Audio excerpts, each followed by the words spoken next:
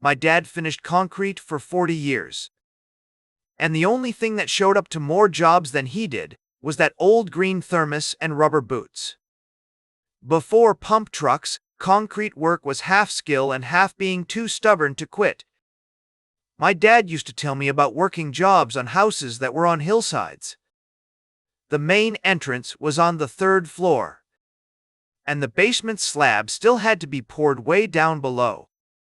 So they'd cut a hole in one floor, load the wheelbarrow, dump the mud through it, let it hit a banked 4x8 sheet of plywood on an angle, sometimes into a wheelbarrow, and then wheel it to the next hole when the holes didn't line up.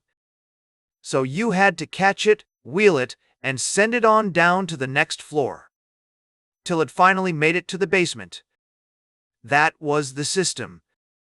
Gravity, panic, and a crew of guys hollering, "Mud coming down! Mud coming down!" He said by the time the concrete finally made it where it was going, everybody was wearing it more than usual.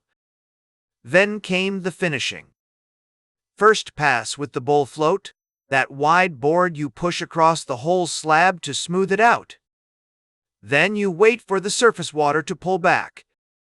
The crew would drink a beer or two while they waited, waiting for that exact second when it was ready. Run a tool around the edges so the corners don't chip off. Score lines down the slab so it cracks where you want it to, not where it wants to.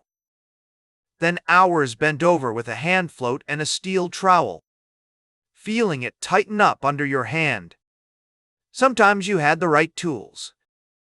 Sometimes somebody left the screed or the hand trowel in the other truck. And now you're making do with a 2x4 and a bad attitude. Go too early and you tear it up. Go too late and you're fighting it the rest of the night. My dad could look at a floor and know what it needed. Same way some men can smell rain before it gets there.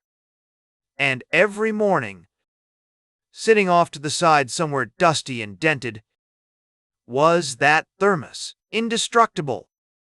Same thermos in the winter cold. Same thermos in the summer heat. Same thermos when the truck was late. Same thermos when the chute jammed. Same thermos when the whole crew was too tired to say much. Coffee in the dark before sunrise. Water by noon. Sometimes soup when the weather turned rotten. When I was a kid, I thought that thermos was just another tool. When I got older, I realized it wasn't just a thermos. It was part of how he made it through the day. A little heat in cold weather. A little familiar thing on hard days. Proof that if you came prepared, the job didn't whip you quite as bad.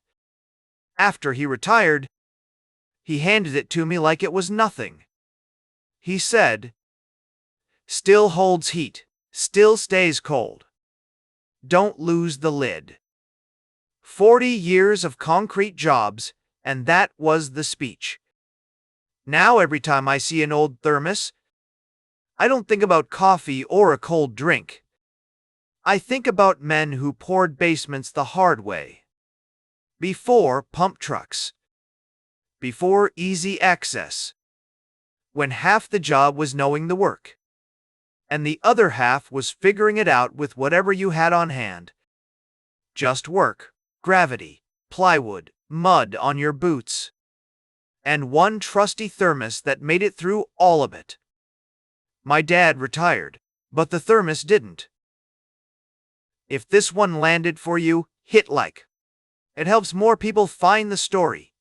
Subscribe to Quoted Daily Stories and turn on notifications. We put out a new one every week.